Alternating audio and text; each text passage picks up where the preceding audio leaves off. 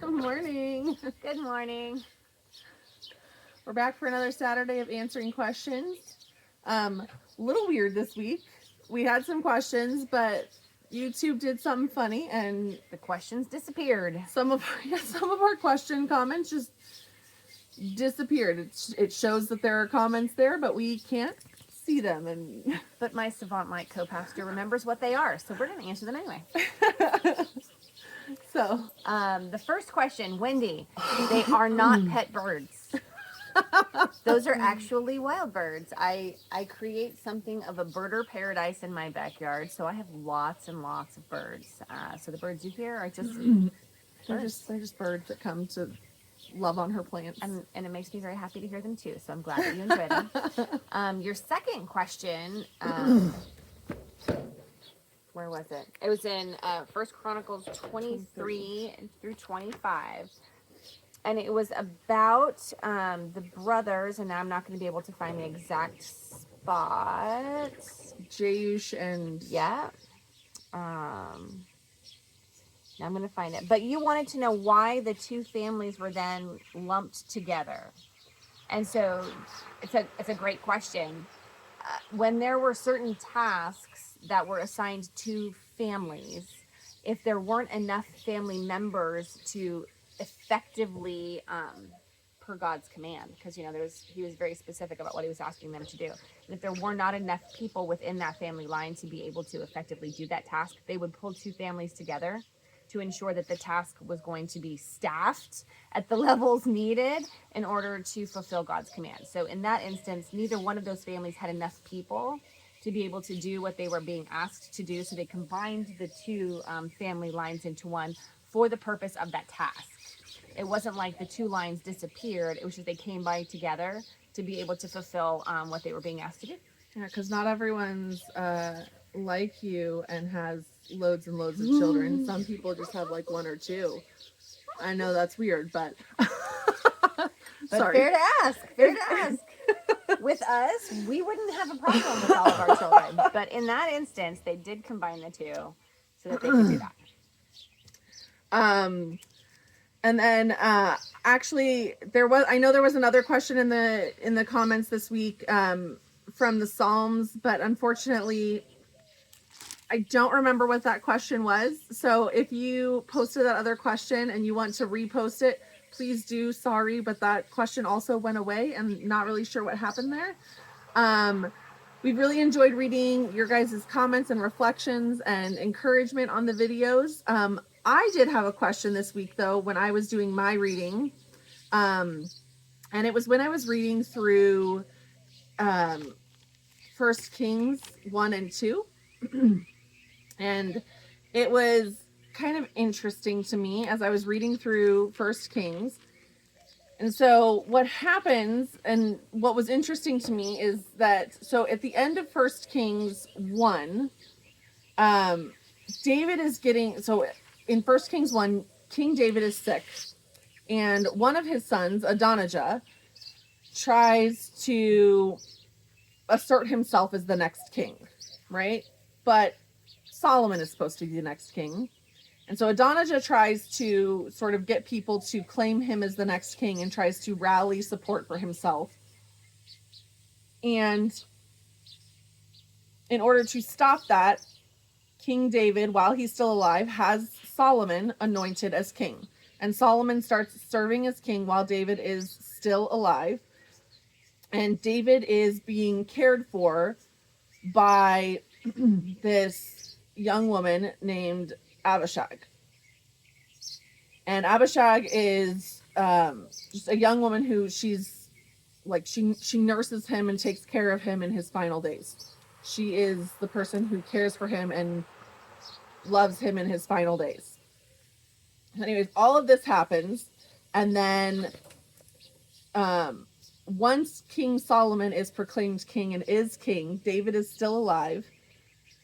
Adonijah realizes like, oh crap, now there's this new king and he could kill me, right? And he comes and he kind of throws himself before the altar and he begs forgiveness. And he and at the end of 1 Kings 1, Solomon says, in 1 Kings 1:52, if he will show himself a worthy man, not one of his hairs shall fall to the earth, but if wickedness is found in him, he shall die.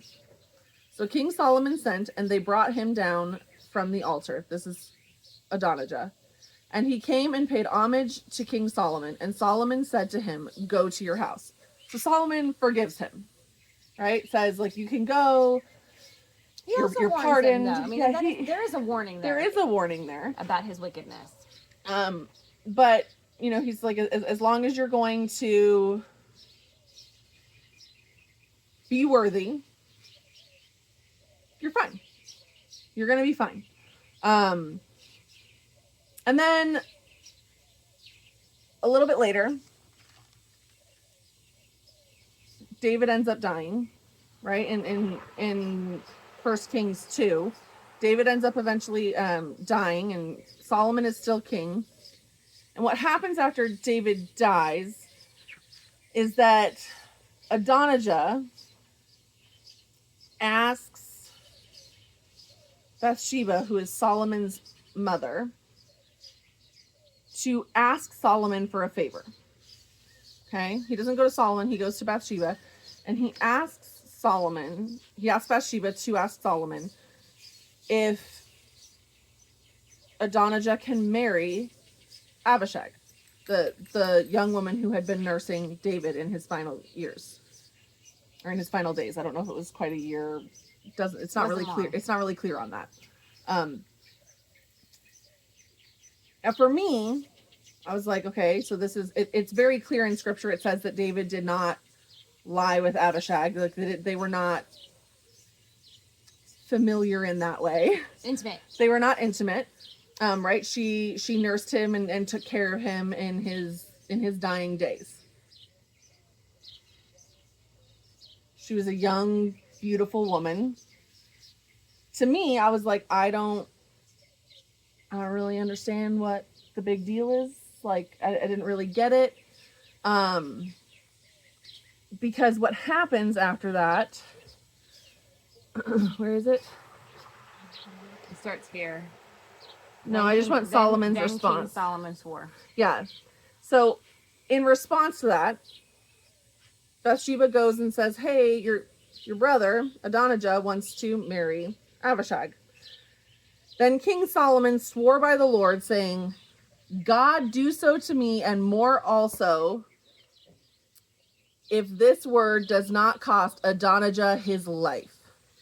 Now, therefore, as the Lord lives, who has established me and placed me on the throne of David my father, and who has made me a house as he promised, Adonijah shall be put to death today. So King Solomon sent Benaiah, the son of Jehoiada, and he struck him down, and he died. And to be honest, I didn't get it, guys. I didn't understand, like, why this was such a big deal. I was like, I mean, if you didn't want him to marry, couldn't you have just said no? Like, you just asked permission to marry this young girl. So I had to do a little bit of digging, and Betsy did some digging with me, and honestly, I didn't have to dig very far. I didn't understand the custom of this time well enough to understand this. And this is where, again, context is important. So Abishag, even though David and Abishag had not slept together, she was considered one of David's concubines, which means she was considered to belong to the king. So Adonijah trying to stake claim to her was another way of Adonijah trying to stake claim to the throne. So his asking to have Abishag as a wife was another way of Adonijah trying to stake claim to the throne. It wasn't him simply saying, like, this is a beautiful young girl that I'm interested in. It was him trying to say that he wanted to claim the throne again. And one of the things that's interesting is also when he asked Bathsheba, he also, if you look back at how he asked it, I'm sorry. He even tells her in verse 15, you know that the kingdom was mine, and that all Israel fully expected me to reign. However, the kingdom has turned about and become my brother's. So he's even saying, like, it really should have been my kingdom. So my brother should give me the king's concubine. I think it's important to note too that, you know, at the end of chapter 1, is if you prove yourself to be a worthy man. If he thought that what he was saying was worthy, he would have gone to the king himself. He didn't go to the king himself. He took the back door to Solomon's mom and did the whole, well, you know, it really should be mine. So will you go ask David on my behalf? Yeah. So he knew what he was doing wrong, or he would have gone to David directly. It's almost like, you know, I'm gonna have you go ask because he's more likely to say yes to you. It's like me. Yeah, it's like when siblings. It's like when siblings pit the like. Mom's more likely to say yes to you, so you go ask. Yes. And so it's just like the whole thing. He was not behaving in a worthy manner. And Solomon warned him. Like, it was really clear. If you don't behave in a worthy manner, you're gone. You already tried to usurp the kingdom once. And I'm giving you grace. And I'm giving you forgiveness. And I'm giving you a second chance. And if you don't do right, then you'll have the consequences. And he didn't. And so he had the consequences. And so for me, like when I initially read it, I was like, I don't understand. It's like he forgave him and then like, oh, I want to marry this girl and now like dead. Just like that. I don't understand. But when you actually look into the context and the history and the cultural understanding of this, it makes a lot more sense. So, good question. Yeah. Context is key, guys. Context is key.